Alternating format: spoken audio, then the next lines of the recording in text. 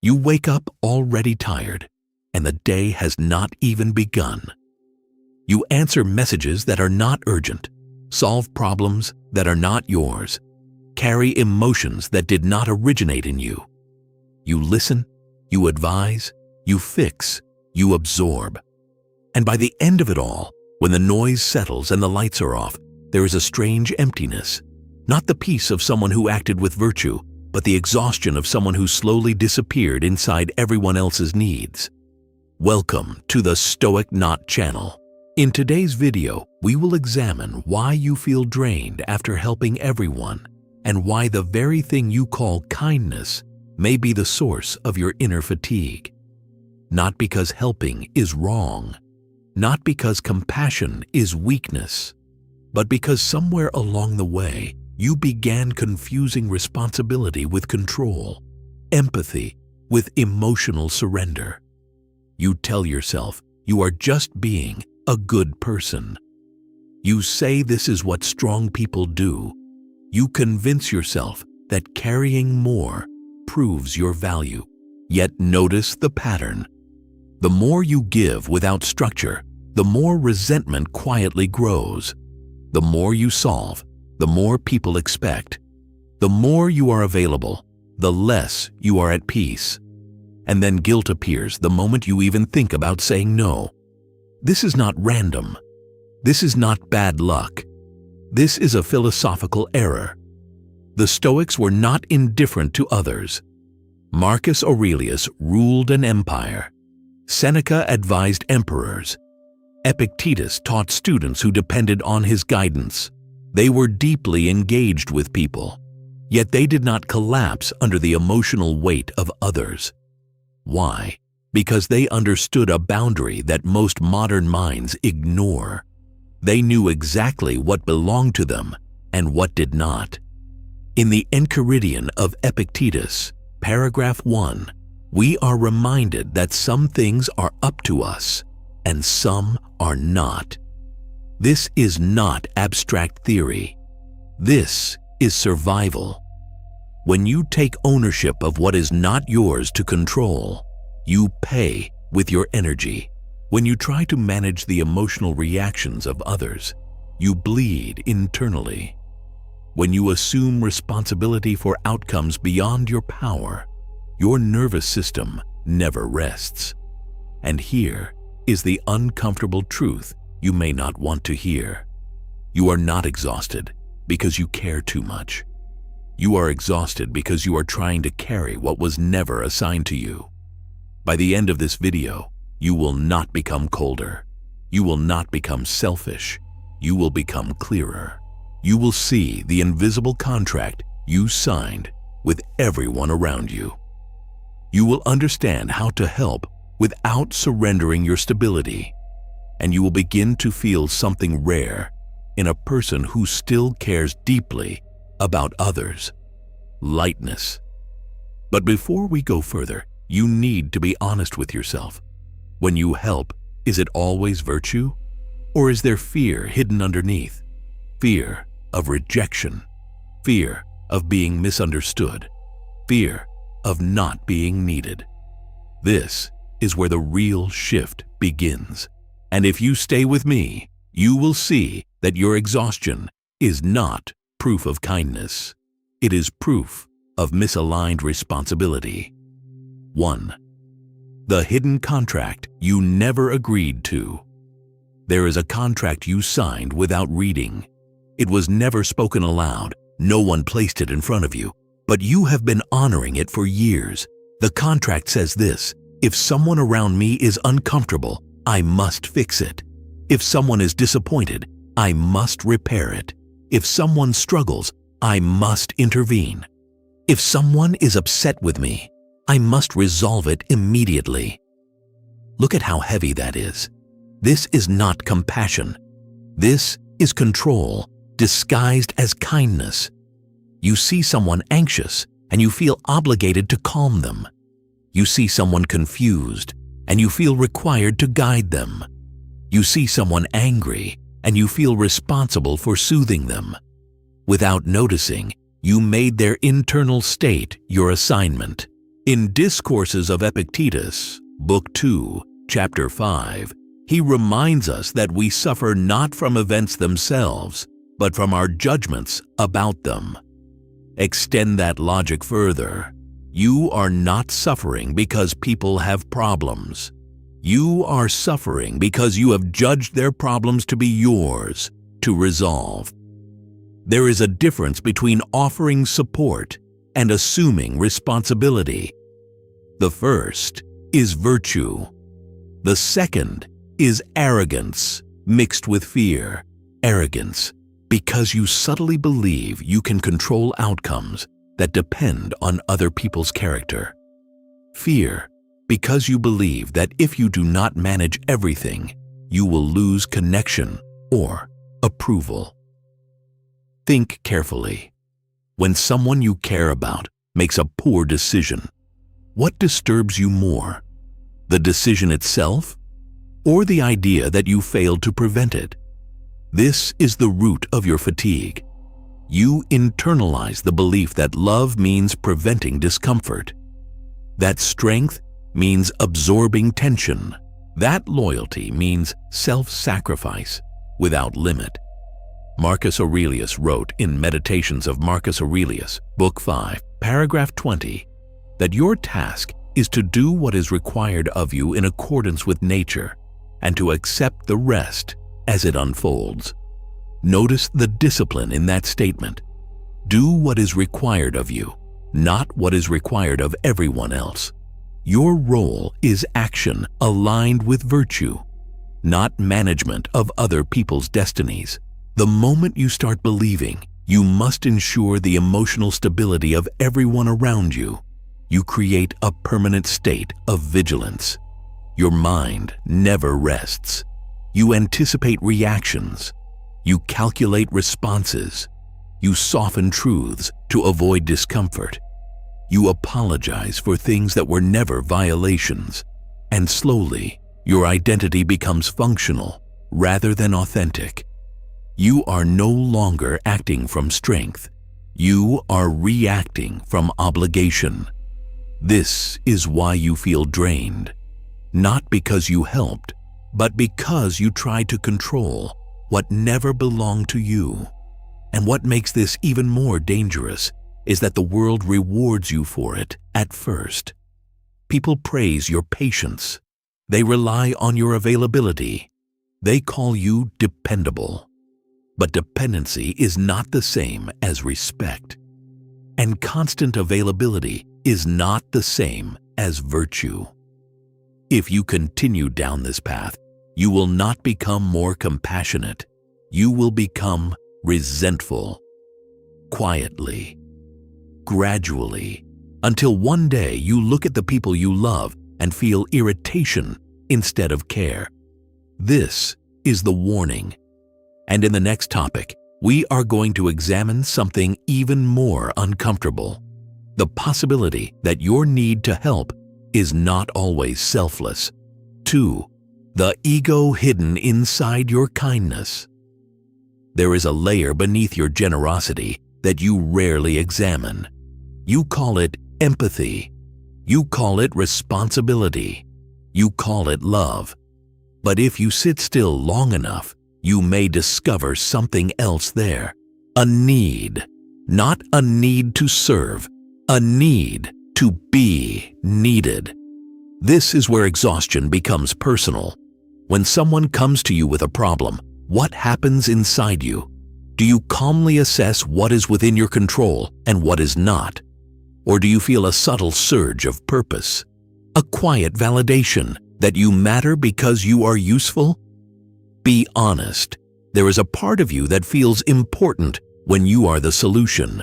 Seneca wrote in Letters from a Stoic, Letter 20, that the wise person helps others, but not to display virtue or to secure approval. He acts because it is aligned with reason and nature. Nothing more, nothing less. Now compare that to what often happens today. You step in not only because it is right, but because it confirms your identity. The strong one, the reliable one, the emotionally mature one, the one who can handle it. And once that identity becomes your self-worth, you are trapped. Because if you stop helping, who are you? If you say no, what happens to the image? If someone solves their own problem without you, do you feel relieved or replaced? This is the ego's quiet manipulation. It convinces you that overextending yourself is noble, when in reality, it is fear of irrelevance. Epictetus reminds us in the Enchiridion, paragraph 13, that if you wish to improve, be content to appear foolish and not to be considered wise. Translate that into your daily life. If you wish to be free, you must be willing to appear less indispensable. But that is uncomfortable, because being indispensable feels powerful. So you overfunction, you anticipate, you intervene before being asked. You carry conversations that are not yours to lead. And when people depend on you, you feel secure. Until the exhaustion hits. Your nervous system cannot distinguish between noble service and compulsive control. It only registers effort, and when that effort is driven by ego validation rather than calm choice, it drains you.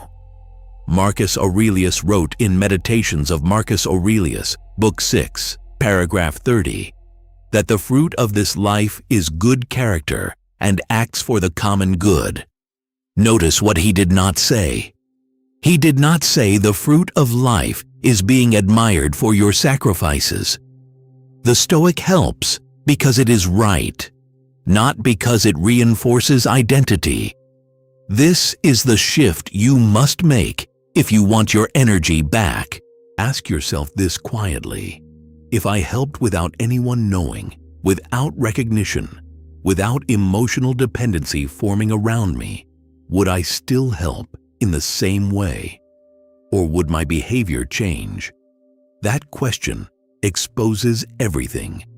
When your kindness is tied to identity, you cannot rest. Because you are constantly protecting that identity. You must maintain the image. You must respond quickly. You must solve efficiently. You must absorb gracefully. But if your kindness is tied to virtue instead of ego, you are free. You can help without attachment. You can step back without guilt. You can allow people to struggle without feeling like you failed them. You can offer guidance without becoming their emotional caretaker. And here is the paradox. When you detach your ego from your kindness becomes stronger. Because it is no longer desperate. It is deliberate. In the next topic, we will confront something even more uncomfortable.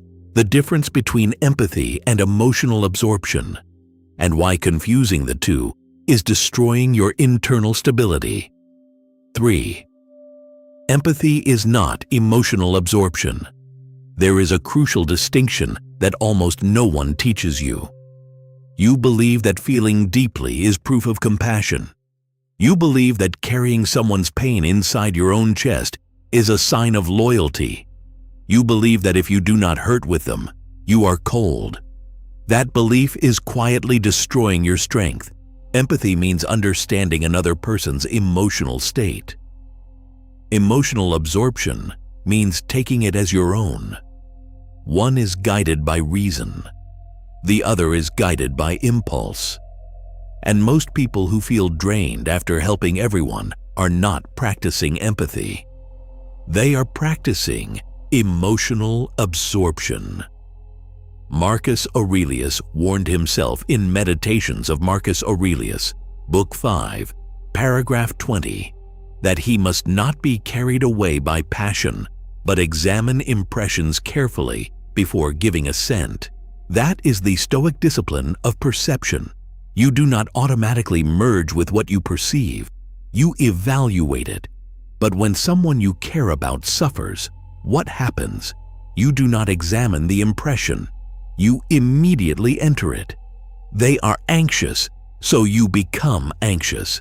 They are angry, so your body tightens. They are confused, so your mind spins trying to fix it. You feel responsible not only for their outcome, but for their emotional state. This is not compassion. This is the collapse of boundaries. Epictetus teaches in Discourses of Epictetus, Book 3, Chapter 24, that when someone we love suffers, we may show sympathy, but we must not surrender our reason. If we lose our inner stability every time another person experiences difficulty, then we are no longer useful to them or to ourselves.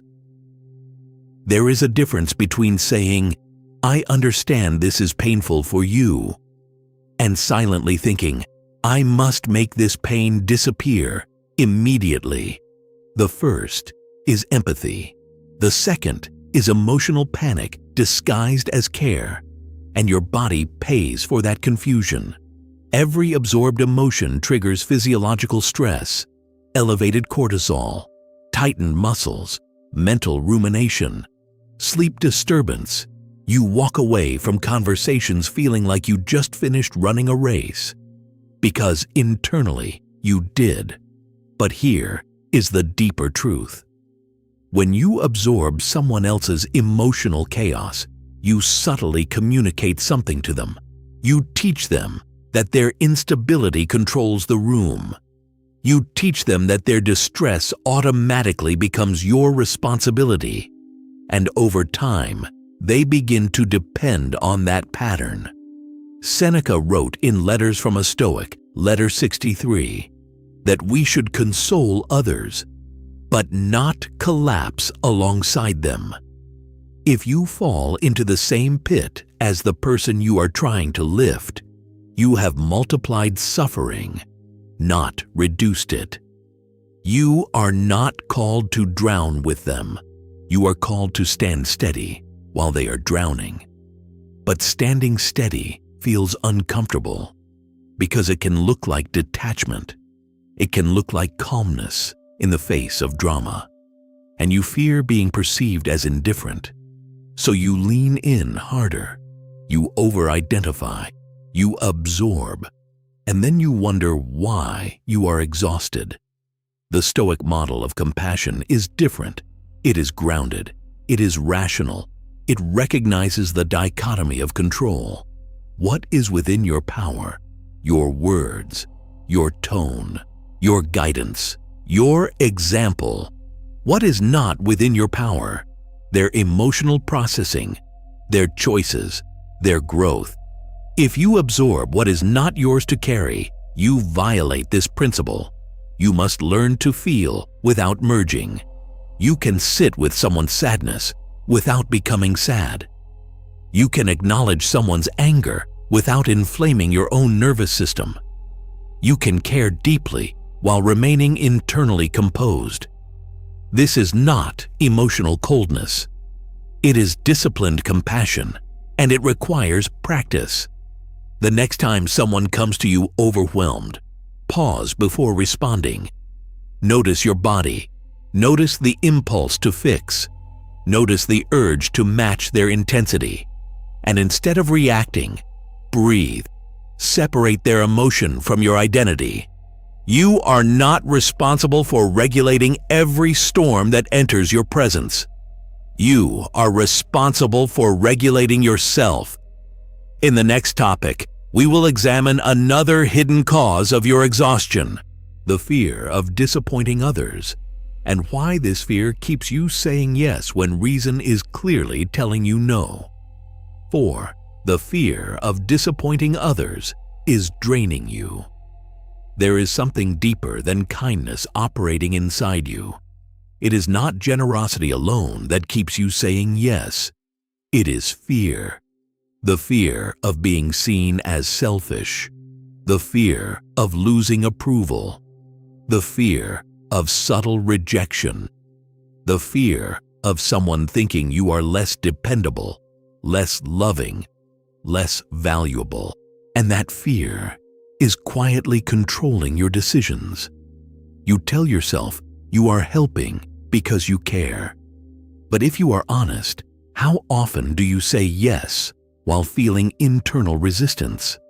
How often does your body tense even as your mouth agrees? How often do you leave situations resentful, replaying conversations in your head? That is not generosity. That is self-betrayal. Epictetus teaches in Discourses of Epictetus, Book 1, Chapter 2, that when we seek validation from others, we surrender our freedom. If your peace depends on maintaining someone else's opinion of you, then your peace is already compromised. And this is the trap. You believe that if you disappoint someone, something terrible will happen. They will withdraw. They will criticize you. They will stop valuing you. So you overextend to prevent that outcome. But notice the irony. In trying to avoid disappointing others, you continuously disappoint yourself. Marcus Aurelius wrote in Meditations of Marcus Aurelius, Book 6, Paragraph 30, that a person's worth lies in the principles they act upon, not in the applause they receive, not in the approval they collect, in the integrity of their choices. Yet when you say yes against your own reason, you violate your principles for the sake of temporary harmony. And harmony built on self-suppression is fragile. You feel drained because your nervous system is constantly negotiating between two competing forces. Your rational mind saying, "This is too much," and your fear saying, "But what will they think?" That internal conflict consumes energy. You may not even realize how often this fear drives you. You answer late-night calls when you need rest. You agree to responsibilities you cannot realistically sustain. You listen for hours while your own needs remain unspoken, and afterward you feel invisible because you made yourself invisible. Seneca reminds us in Letters from a Stoic, Letter 7, that we must guard our minds carefully, for we become shaped by what we repeatedly tolerate. If you repeatedly tolerate overextension, you shape yourself into someone who believes exhaustion is the price of being loved. But love that demands self-erasure is not virtue. It is imbalance. The Stoic path does not ask you to reject people. It asks you to act in accordance with reason. And reason recognizes limits. There will be moments when saying no disappoints someone. There will be moments when your boundaries feel uncomfortable. But discomfort is not danger. If your identity is built on always being the reliable one, the available one, the accommodating one, then the idea of disappointing others feels like a threat to your existence. But your existence does not depend on constant compliance. Your worth is not measured by how indispensable you are to everyone else. In fact, the more you define yourself by being needed, the more dependent you become on others needing you. That is not strength. That is emotional dependency disguised as service. The Stoics understood that true virtue sometimes requires standing alone in your decision, acting in accordance with wisdom, even when misunderstood. If your yes is motivated by fear, it is not virtuous. It is reactive, and reactions exhaust you. Begin to observe the subtle moment before you agree to something. Ask yourself quietly, if I were not afraid of disappointing them, would I still say yes? That single question exposes everything. In the next topic, we will confront something even more uncomfortable: the hidden resentment that builds when you give without clarity, and why unspoken resentment slowly erodes your peace. 5. The resentment you pretend not to feel is poisoning you. There is a feeling you try not to acknowledge. You help. You show up. You support. You sacrifice your time. You listen patiently. You adjust your schedule. You absorb someone else's stress. And then later, alone, a subtle bitterness appears. You think, why am I the only one who does this? You think, why doesn't anyone check on me? You think, if I stopped helping, would they even notice? That feeling is resentment, and it is growing precisely because your generosity lacks clarity. Seneca writes in Letters from a Stoic, letter 19, that when we give beyond what reason allows, we do not give freely. We create hidden contracts. We expect repayment in loyalty, gratitude, recognition, or emotional return. But because we never verbalize these expectations, they remain silent and unmet. You tell yourself you expect nothing in return, but internally, you hope to feel valued, understood, appreciated. When that does not happen, resentment forms. Resentment is not caused by helping. It is caused by helping in contradiction to your limits. Marcus Aurelius reminds himself in Meditations of Marcus Aurelius, Book 4, Paragraph 3, that no one can harm him unless he chooses to interpret their actions as harm. The Stoic position is clear. The disturbance is not external. It is the judgment attached to the event. Your resentment is the judgment that says, I give more than I receive. But here is the uncomfortable truth. You chose to give, not because someone forced you, not because someone chained you, but because you feared what would happen if you did not. So the resentment you feel is directed outward, but its origin is inward. This is why it is so exhausting. You are fighting two battles simultaneously. Outwardly, you maintain the image of calm generosity. Inwardly, you are accumulating evidence of imbalance.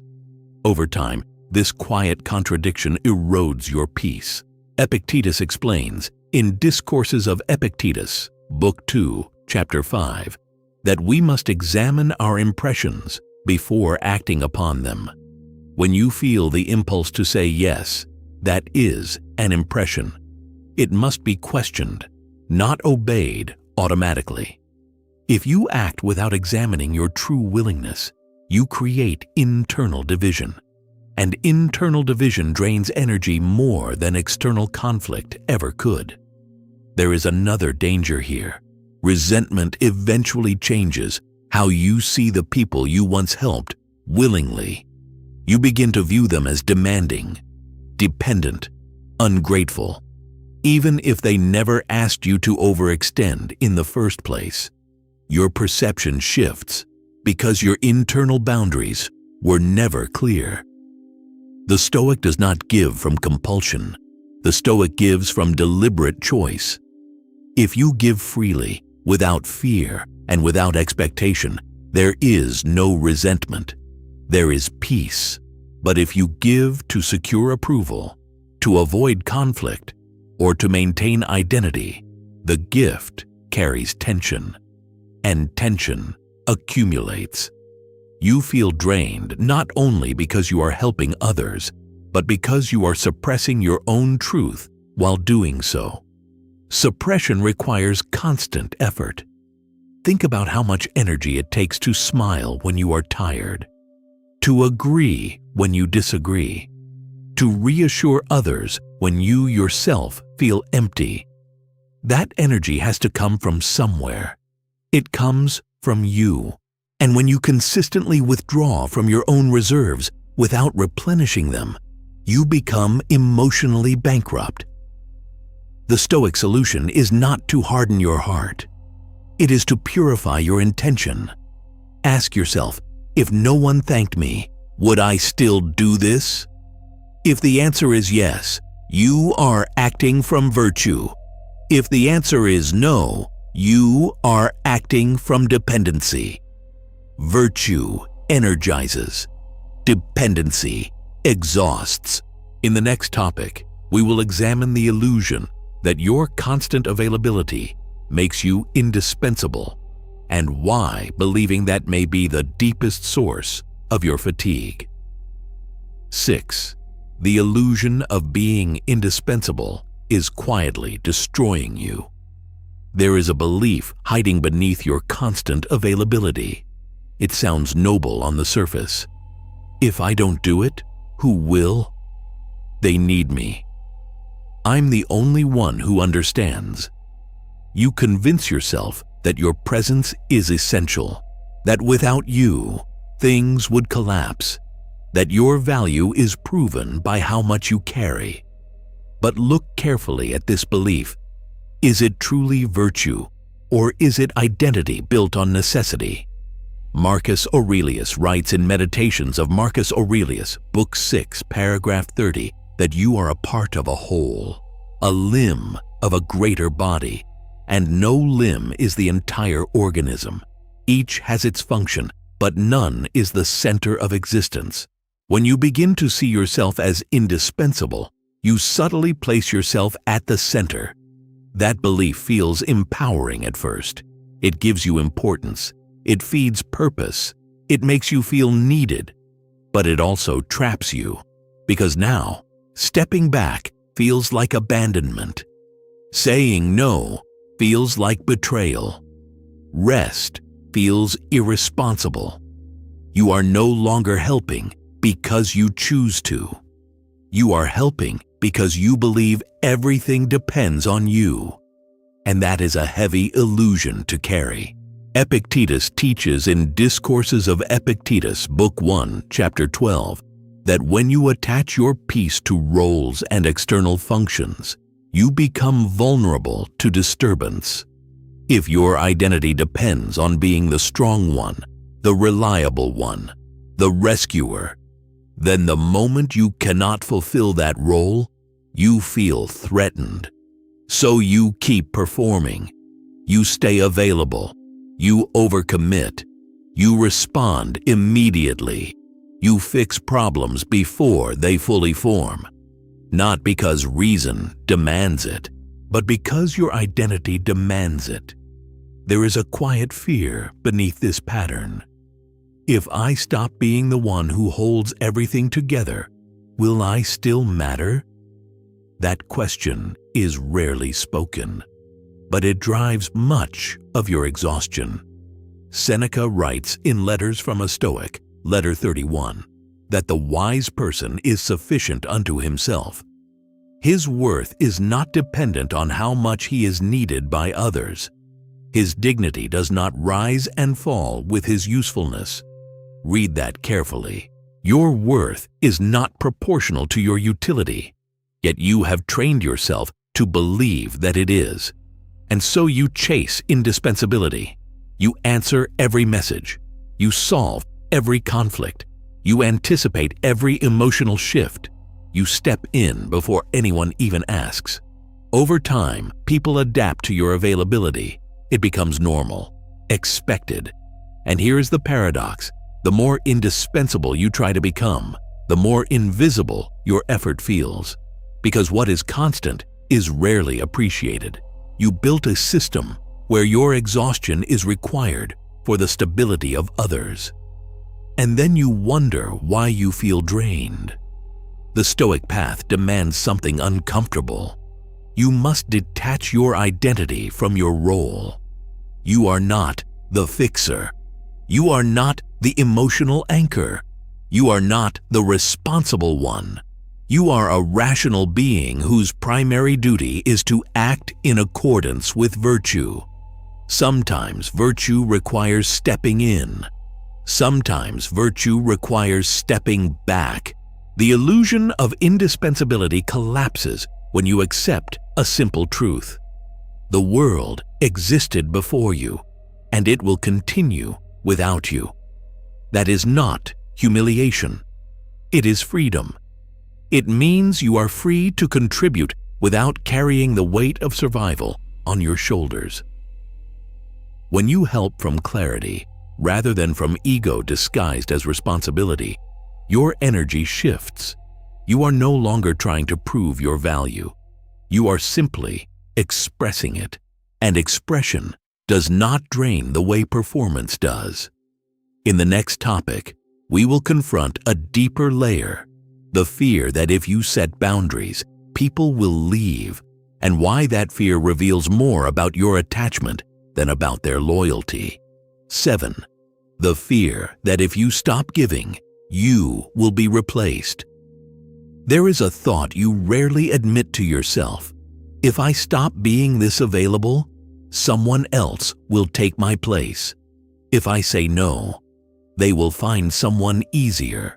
If I stop giving so much, I will become irrelevant. This fear is subtle. It hides beneath kindness, beneath loyalty, beneath sacrifice, but it is not virtue.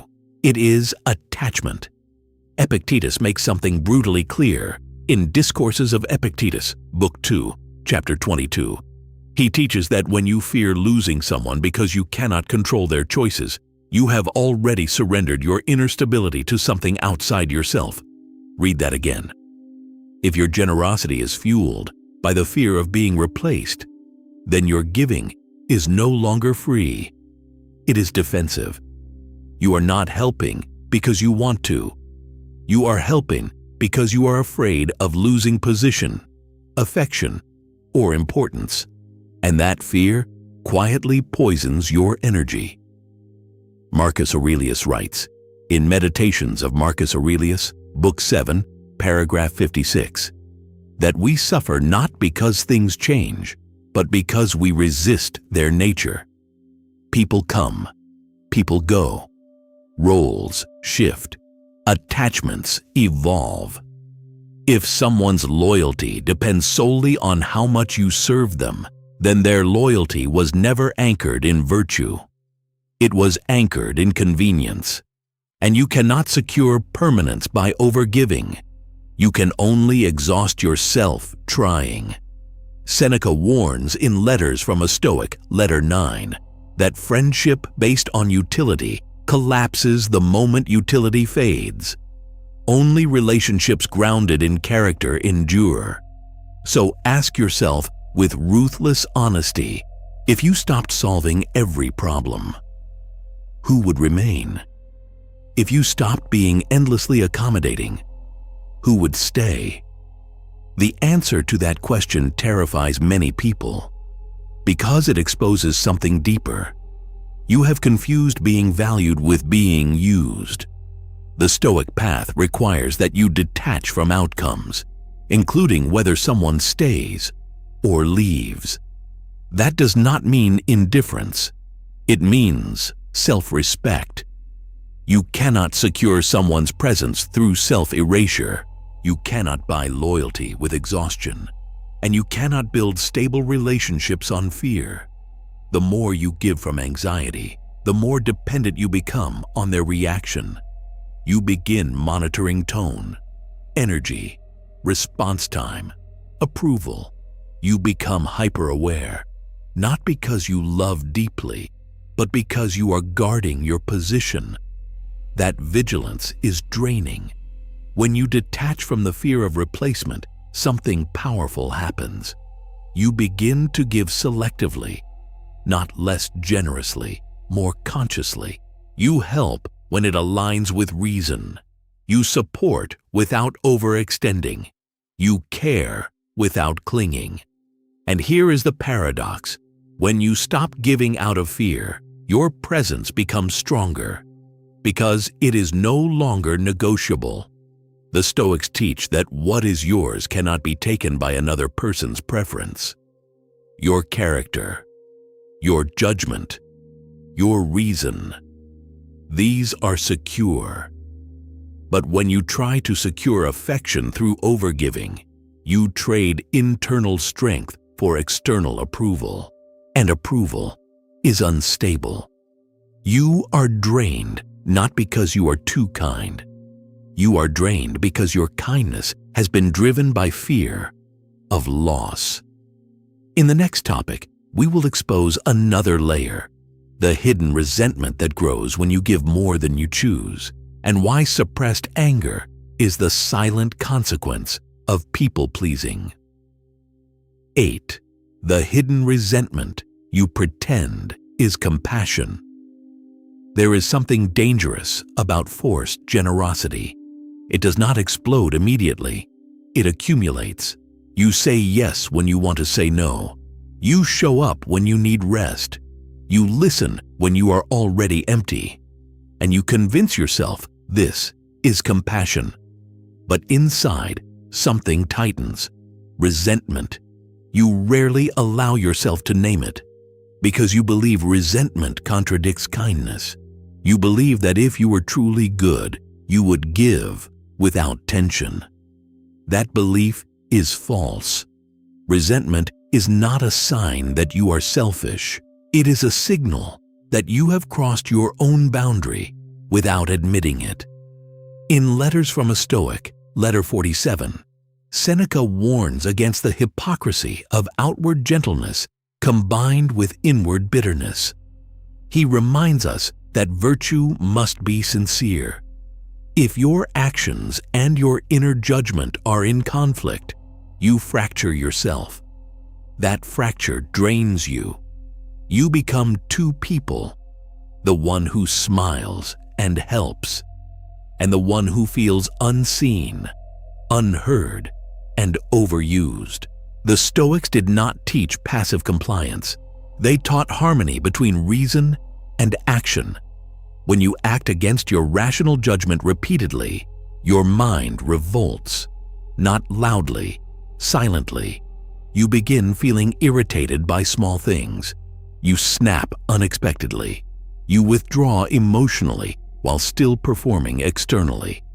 Marcus Aurelius writes in Meditations of Marcus Aurelius, Book 11, paragraph 18, that anger often arises not from others' actions, but from our own mistaken judgments. When you give beyond your capacity and blame others for accepting it, the true conflict is internal. You are angry not because they asked. You are angry because you agreed. And that is a difficult truth to face. Resentment grows when responsibility is displaced. When you say yes voluntarily but tell yourself you had no choice, you always have a choice. Epictetus insists in Enchiridion of Epictetus, paragraph 1, that your will is yours alone. No one can force your internal consent. When you act as if you are compelled to please, you deny your own agency. That denial creates bitterness, because deep down, you know you participated. You fear being selfish, so you overcorrect. And the overcorrection breeds silent hostility. You start thinking things like, why am I always the one who helps? Why do they never notice what I sacrifice? Why does no one ask how I am? These thoughts are not born from cruelty. They are born from imbalance. True compassion does not generate resentment. Forced generosity does. The Stoic solution is not to stop caring. It is to realign care with reason. To give from choice, not pressure. To help when you can do so without violating your own stability. When your actions match your judgment, resentment dissolves. You either give freely or you decline calmly. Both are virtuous. The exhaustion you feel is not caused by helping others. It is caused by betraying yourself repeatedly under the banner of goodness. In the next topic, we will confront something even more uncomfortable: the illusion that being needed equals being loved, and why confusing the two keeps you trapped. 9. Being needed is not the same as being valued. There is a subtle addiction hidden inside exhaustion: the need to be needed.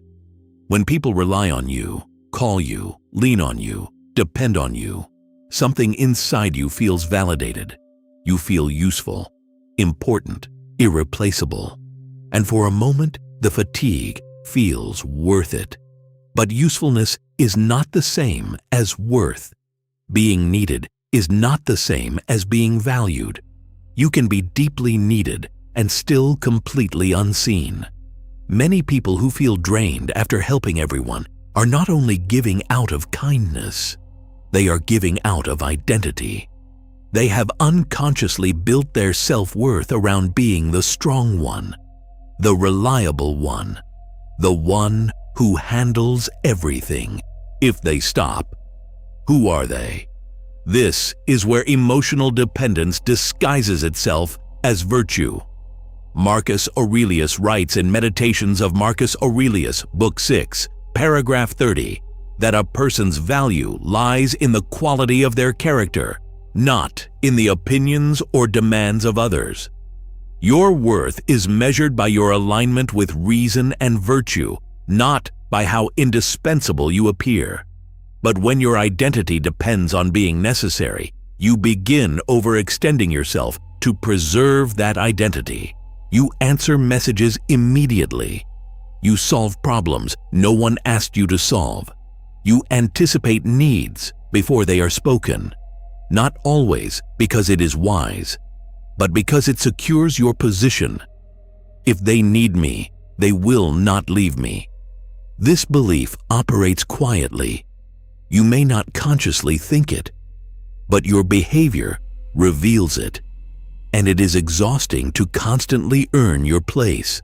Seneca addresses this in Letters from a Stoic, Letter 9, where he speaks about friendship rooted in virtue rather than utility.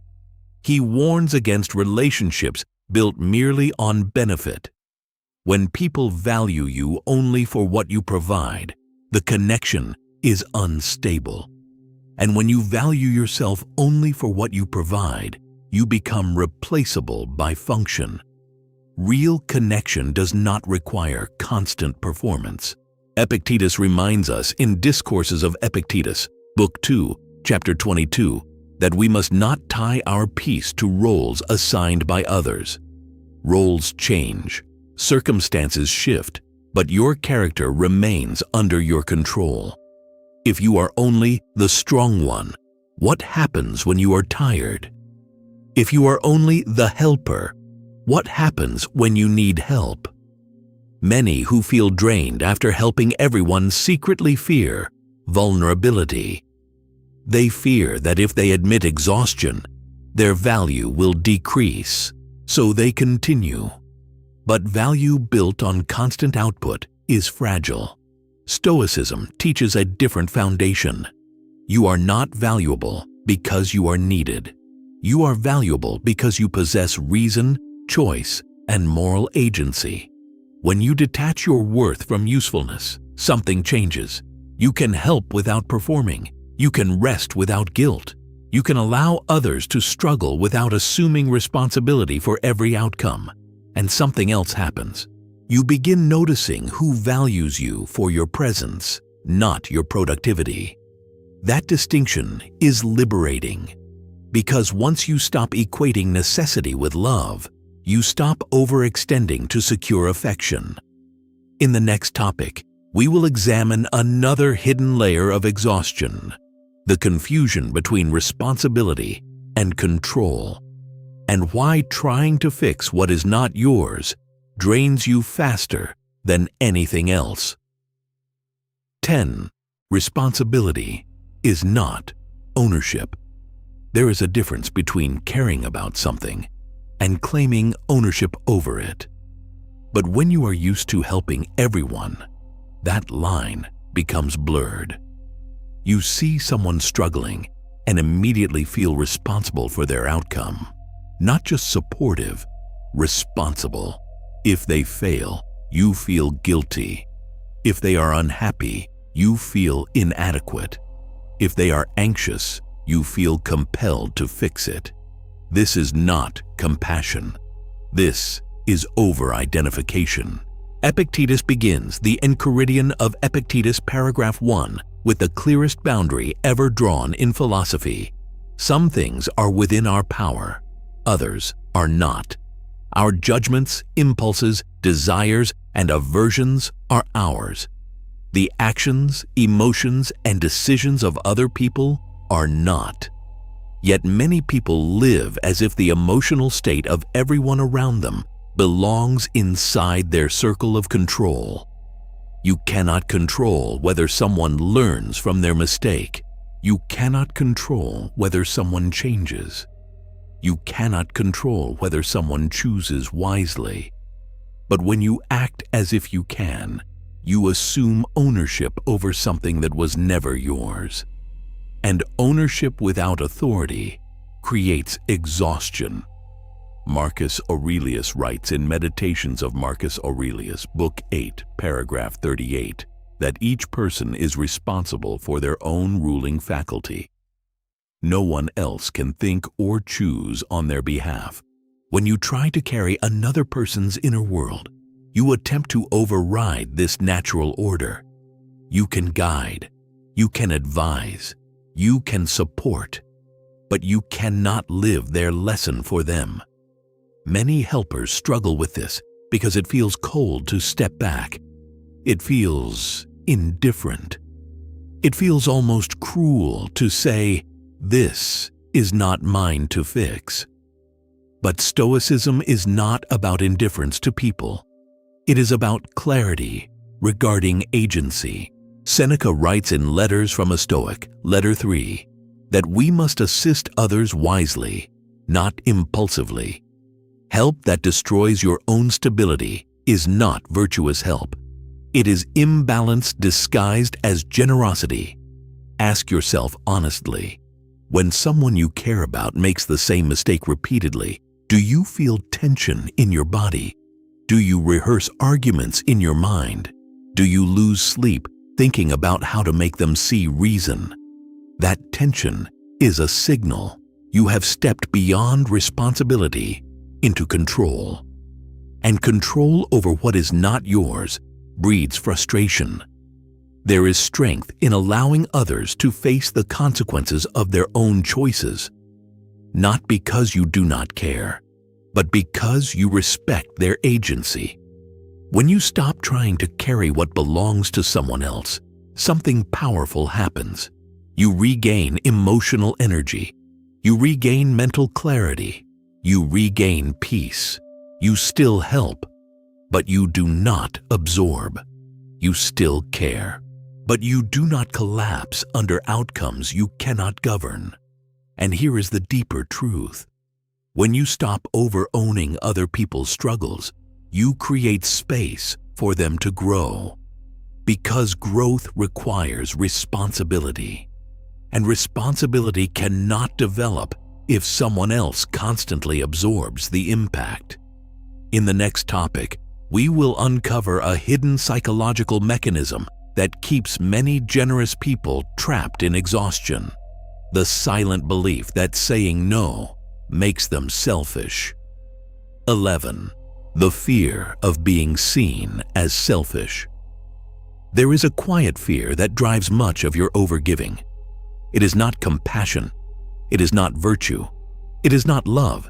It is the fear of being seen as selfish. You learned somewhere along the way that saying no makes you cold, that setting limits makes you unkind, that protecting your energy makes you less valuable. So you keep saying yes. Yes when you are tired. Yes when you are overwhelmed. Yes when you need space. And every yes that betrays your own limits creates internal friction. Marcus Aurelius reminds himself in Meditations of Marcus Aurelius, Book 6, paragraph 30, that what is not good for the hive cannot be good for the bee. But many people misunderstand this. They believe that being good for the hive means constant self-sacrifice. It does not. A bee that exhausts itself beyond function does not strengthen the hive. It weakens it. You have confused self-neglect with virtue. Seneca writes in Letters from a Stoic, Letter 47, that we must treat others with humanity, but never at the expense of our own moral health. If your kindness breeds resentment, your help is already corrupted, and resentment always follows when giving is not chosen freely. Notice this pattern. You agree to help. You push through your fatigue. You smile outwardly. But inwardly, irritation begins to build. Then guilt appears. Because how dare you feel irritated when you are just being good? This is emotional contradiction. And contradiction drains energy faster than effort ever could.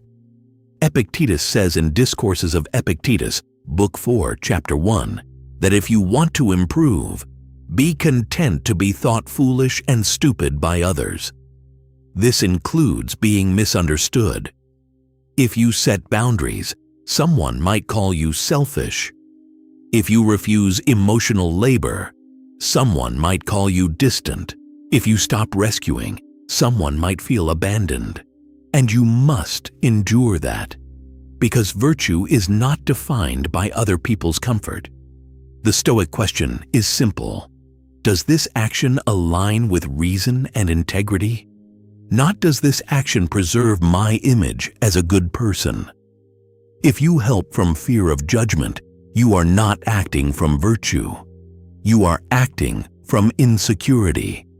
There is a radical strength in saying, I care about you, but I will not violate my own limits. It does not make you cruel. It makes you stable. And stability is the foundation of sustainable generosity. Without it, you become emotionally bankrupt while trying to be morally rich. In the next topic, we will confront something even more uncomfortable: the hidden pride that sometimes hides behind chronic helping. 12. The hidden pride behind chronic helping. There is another layer beneath your exhaustion. It is not weakness. It is not stupidity. It is not even fear. It is pride. Not loud pride, not arrogant pride, but subtle moral superiority. You tell yourself you are simply the strong one, the reliable one, the mature one, the emotionally intelligent one. And maybe you are, but somewhere inside, helping everyone has become part of your identity. You are needed. You are the one people come to. You are the stable pillar in the chaos. And that feels powerful. Seneca writes in Letters from a Stoic, Letter 59, that many vices wear the mask of virtue. What appears noble on the surface may hide vanity underneath. If your identity depends on being needed, you will unconsciously seek situations where others remain weak. You will solve problems before people learn to solve them. You will intervene before discomfort teaches them. You will offer stability they have not yet earned. And then you wonder why they never grow. Because you have positioned yourself as indispensable. There is ego in that. Not malicious ego, but ego nonetheless. Epictetus reminds us in Discourses of Epictetus, Book 2, Chapter 17, that we must not cling to roles that inflate our sense of importance. You are not the savior of anyone's destiny. You are responsible only for your own character. Helping others is virtuous. Needing to be the helper is attachment, and attachment drains. It drains because you are secretly trying to control outcomes. You want people to improve. You want them to listen. You want your effort to produce visible change. When it does not, frustration grows.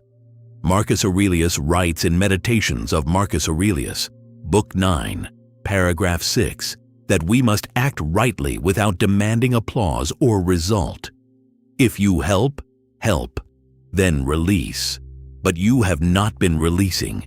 You have been investing identity into your generosity. Ask yourself honestly, if people stopped needing you tomorrow, who would you be? Would you feel lighter or irrelevant? This question reveals everything. True Stoic service is clean. It is offered freely, without attachment to being admired, needed, or validated. It does not seek control. It does not seek recognition. It does not seek emotional dependence. It acts because it is aligned with virtue. Then it steps back. When you remove pride from your helping, something unexpected happens. You begin to help less impulsively. You listen more. You allow others to struggle. You respect their autonomy, and your energy stabilizes, because now you are not carrying their identity in addition to your own. In the next topic, we will build the framework that allows you to help without losing yourself. The Stoic model of sustainable strength. 13. The Stoic model of sustainable strength. If you continue helping from emotion, you will continue collapsing from exhaustion. If you continue helping from ego, you will continue collapsing from frustration. If you continue helping from fear, you will continue collapsing from resentment. So what does strength without depletion look like? It looks deliberate. Marcus Aurelius writes in Meditations of Marcus Aurelius, Book 6, paragraph 30, that the mind must act according to its nature, not according to external pressure. Your nature is rational. Your nature is not reactive. Sustainable strength begins with one decision. I will not move unless reason approves the movement. When someone brings you a problem, pause. Do not rush to rescue. Ask yourself silently, is this within my responsibility, or am I attempting to manage what belongs to someone else? Epictetus teaches in Enchiridion of Epictetus, paragraph 1, that some things are up to us and others are not. Their emotional regulation is not up to you. Their discipline is not up to you. Their life choices are not up to you. Your judgment is up to you. Your response is up to you. Your boundary is up to you. Sustainable strength respects this separation. Instead of absorbing another person's emotional storm, you remain anchored. Instead of offering solutions immediately, you ask questions that force them to think. Instead of carrying their weight, you let them feel it. This is not cruelty. It is alignment with reality. Seneca writes in Letters from a Stoic, letter 95, that true assistance strengthens the other person's character rather than replacing it. If your help removes their responsibility, it weakens them and drains you simultaneously. The Stoic model of strength is simple. Offer clarity, not rescue. Offer presence, not absorption. Offer guidance, not control. When you practice this, something shifts internally. You stop measuring your worth by how much you sacrifice. You begin measuring it by how consistently you act according to virtue. There will be moments when you feel guilty for not stepping in. That guilt is habit speaking, not reason. Examine it. Is this guilt rooted in duty or in the fear of being seen as less caring? Marcus Aurelius writes in Meditations of Marcus Aurelius, Book 4, paragraph 12, that we must not be disturbed by the opinions of others when we are acting rightly. If your boundary is rational, stand firm. Sustainable strength does not shout. It does not justify itself repeatedly. It simply remains stable. And here is the deeper transformation. When you stop rescuing impulsively, people begin to respect your time more. They approach you differently. They sense that your energy is not freely available for emotional chaos. You become calmer, less reactive, more precise. Your help becomes rarer but more powerful. And most importantly, you no longer feel drained after giving, because you are no longer giving pieces of yourself. You are giving wisdom, not identity. In the final chapter, we will consolidate this transformation and anchor it into a principle you can carry into every relationship from now on. 14. The quiet power of selective goodness. There is a version of you that still believes exhaustion is proof of virtue. That version needs to die, not in cruelty, not in indifference, but in clarity.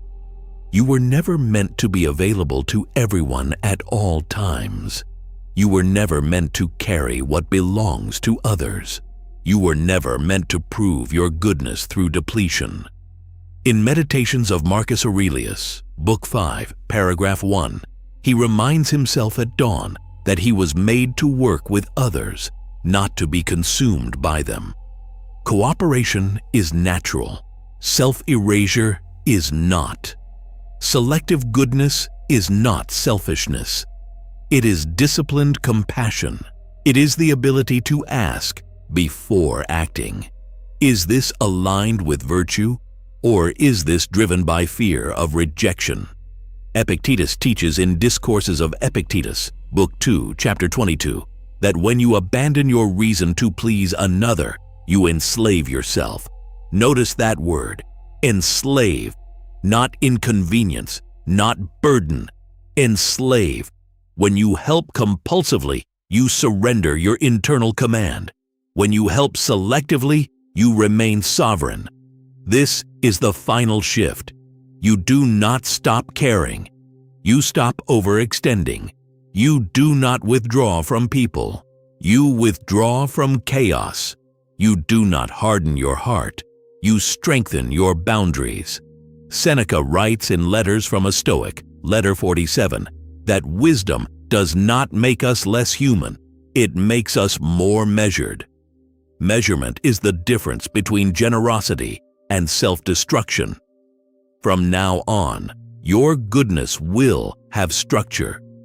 You will listen without absorbing. You will support without rescuing. You will love without losing yourself. And when someone expects you to collapse for their comfort, you will remain steady, not aggressive, not apologetic, steady, because you now understand something most never do. Helping everyone is not noble when it destroys you. Sacrifice is not sacred when it is unconscious. Kindness without boundaries becomes a quiet form of self-betrayal. The exhaustion you once felt was not proof that you cared deeply. It was proof that you were helping without clarity. Now you have clarity. You understand the dichotomy of control. You understand that other people's emotions are not your responsibility. You understand that virtue requires reason, not impulse. From this point forward, every time someone approaches you with their urgency, you will pause. You will ask, is this mine to carry? If the answer is yes, you will act with strength. If the answer is no, you will remain calm and allow reality to teach its lesson. This is the freedom you were looking for, not freedom from people, freedom from emotional slavery. And once you experience this, something remarkable happens. You begin to feel energized after helping, not drained. Because you are no longer leaking your identity into every interaction. You are acting from principle. Selective goodness is quiet. It does not seek applause. It does not need validation. It simply preserves your peace. Remember this. You are not responsible for everyone's comfort. You are responsible for your character. And when your character is aligned with reason, your energy stops being scattered. It becomes focused, stable, controlled. This is the Stoic way. Not less compassion, better governed compassion. The next time you feel that familiar pull to fix, to rescue, to overgive, let this principle guide you. Act with virtue, not with fear. Help with wisdom, not with compulsion. Care with boundaries, not with self-erasure. That is how you remain strong without becoming cold. That is how you give without becoming empty. That is how you stop feeling drained after helping everyone. If this video made you see something that was previously invisible, Then don't stop here. Stoic Knot exists for this purpose: to turn discomfort into clarity, to transform emotional exhaustion into awareness, to replace reaction with self-mastery. If this reflection awakened something inside you, subscribe to the channel. Leave a like so this message can reach others who are silently overwhelmed. Turn on notifications so you don't miss what comes next, because every video here is a continuation of your inner strengthening. This is not about consuming content. It is about training the mind. I'll see you in the next video.